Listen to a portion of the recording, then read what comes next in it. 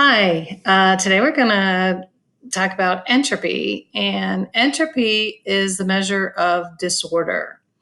Like if you think about your locker, you know how it's easy to, at the beginning of the year, it's all nice and neat, and then it seems like after just a couple days, probably, it starts getting, you just kind of throw things in there, it gets all disordered. So, disorder is a natural process for things to get more disordered. And the sign, if it's given a positive sign, that means that entropy is increasing or something's getting more disordered. Okay, so positive delta S. S is the letter that entropy was given because E was already taken for energy. So positive delta S means entropy is increasing. Negative delta S means entropy is decreasing. And we're going to take a look at some different examples here. If you have a spontaneous reaction, that means that the reaction just will happen without any outside intervention. Like, for instance, when we mix vinegar and baking soda, it just reacts. And spontaneity depends on both the enthalpy, the heat that we've talked about before, delta H, and entropy. So whether or not a reaction is going to be spontaneous depends on both of those things, enthalpy and entropy. The natural trend is for things to get lower in energy and higher in entropy. So that means it's more natural for things to give up energy, to have less energy overall, and it's more natural for things to get disordered. So looking at the different ways that we can talk about whether or not entropy is increasing or decreasing, we look at things like temperature. If temperature is increasing, entropy is increasing. So always at a higher temperature, there's more disorder. The molecules move faster. Okay, that's more disordered. If you are comparing the states of a substance, the gaseous state has the highest disorder, the highest entropy. The gas molecules are zipping around, spread apart, banging off each other. If it's in the liquid phase, liquids flow, the molecules are still moving around, not as chaotically as in the gaseous phase, but they're still moving a lot more than when they're in the solid phase. In the solid phase, that's when they're barely moving, they can just kind of vibrate, and they would have the least amount of disorder. So solids have the least disorder or lowest entropy. Liquids are in between. Gases have the highest entropy. So in a reaction, if you had a liquid changing into a gas, that would definitely be an increase in entropy. So to decide overall whether or not entropy is increasing or decreasing for a reaction, we're going to first look at changes in state. That's the biggest difference. A change in state always is what we look for first, the biggest difference. If it's staying in the same state, so if all of them are staying gases or all of them are staying solids or whatever, the next thing we look at is change in number of molecules. If you have one thing breaking apart into more than 1 mole of something, that is increasing in disorder because the more molecules you have, the more chaotic they can be. If the change in molecules is 0, if they're not changing in the number of molecules, so if you start with 2 reactants and you end with 2 products, for instance, the third thing you would look at would be complexity. And that means something like how many atoms are bonded together. So if you have 2 different things where they were just single atoms, and then they combined to make 2 different products that were like both a couple different things bonded together, that's a change in complexity. And we're going to look at some more examples. So you'll, if you're not quite sure on that one, you'll see in a second. And then dissolution or dissolving, anytime something's dissolving, that's getting more disordered.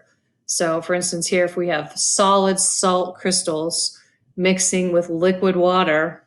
In solution, we'll have the ions. Oh, and I'm missing my charge here. Put the charge on there. We'll have the ions moving around in the solution separately. That's more chaotic. That's more disordered than when we had the solid salt crystals with the water as a liquid separately. So something dissolving is always an increase in entropy.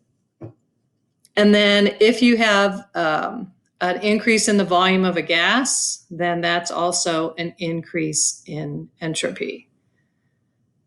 Okay, so looking at, for instance, on the bottom here, if I had A, that's a gas, plus B, that's a gas, two separate gas atoms going to make a compound that is also a gas. I'm not changing state, so I'm looking at, secondly, number of molecules. And I went from two separate molecules or atoms to one. So that would mean that my delta S is negative. Entropy is decreasing. It should say decreasing. So if entropy is decreasing, it's a negative sign. If entropy is increasing, it's a positive sign. So let's look at some more. So in A, I have liquid water going to gaseous water. So vaporization is occurring. So that would be an increase in entropy. The gas has much more disorder than the liquid. B, I have solid sucrose plus water making aqueous sucrose. So again, that's dissolving. So these are all, the sucrose molecules are all split up in the water. That split apart from each other. They still are sucrose, but they're split apart from each other in the water. So that would have more disorder than the solid crystals of sugar with the pure water. C, I'm looking at glucose, which is C6H12O6 versus sucrose. Which one would have more disorder? Well, this is where they're both solids if we're at room temperature. And so we're not changing states, and we have the same number. We just have one molecule of each. So now this is where we're looking at complexity. So this one has less atoms bonded than this one. So the more bonded atoms there are, the more electrons are moving around in the bonds, they vibrate. So there's more disorder the more atoms that are bonded together when it's the same number of molecules. So the sucrose would have more entropy than glucose. Water at 25 degrees versus water at 55 degrees. 55 degrees is being the higher temperature, the molecules would be moving faster, so they would have more disorder than the lower temperature when they're both in the same state. E, we have this solid potassium chlorate breaking apart into potassium chloride and oxygen gas. So we have all solid breaking up and forming a gas. So definitely the products have more disorder, more entropy. We have a gas being produced when before we just had solid. Plus we have two separate things. So this would be a positive, let me write that. This would be a positive delta S. The change in entropy is positive. It's getting more disordered. In F, I have one molecule of this plus one molecule of this going to one molecule of this. They're all gases. So again, I'm not changing state here. So then I look at number of pieces. So here I have two pieces making one piece. So now my delta S is negative. Entropy is decreasing. So the change in delta S is negative. So if it's getting more ordered, delta S is negative. If it's getting more disordered, delta S is positive. I also can look at a chart, just like we looked at a chart for delta H. I can find a chart that lists the entropy values for different substances. And I can calculate the change in entropy by subtracting taking the products, the final entropy minus the initial entropy. Now, the entropy values on the chart are calculated. They're based on the idea that a perfect crystal at absolute zero would have zero entropy. Okay, so it's not like we can measure disorder. We can't measure entropy. So Linus Pauling actually came up with this to calculate based on if there were such a thing as a perfect crystal at absolute zero, that would have no disorder. And so everything else is based off of that. So the more atoms that are bonded together, the higher the temperature, all those things go into play. And you can find a chart, just like we had our chart of delta H values, there's charts of S values for things. And so S with a little degree sign, that means standard molar entropy. That means that for 1 mole of the substance, this was the calculated entropy value that we use. And standard state means if they're gases, they're at 1 atmosphere. So just like we use the delta H equation, we can do it with delta S values. So delta S is the sum of the entropy values of the products, where we multiply by how many moles are there, because on the chart, the value is for 1 mole. So the sum of the entropy of the products minus the sum of the entropy of reactants. Again, we did this with delta H. Now we're doing it with delta S. Okay, products minus reactants. Don't forget to multiply by the coefficients from the balanced equation. So this is to calculate delta S for a reaction. Now, delta S on the chart, the values will be in joules per mole Kelvin. And then when you calculate your delta S overall, you're multiplying by the moles, so the moles cancel. So your overall answer will be in joules per Kelvin. If you remember, our delta H is in kilojoules. So delta H values are higher, so they're in kilojoules. Delta S is in joules, and it's joules per Kelvin. So if we use it in another equation, we have to really pay attention to the units. So example problem.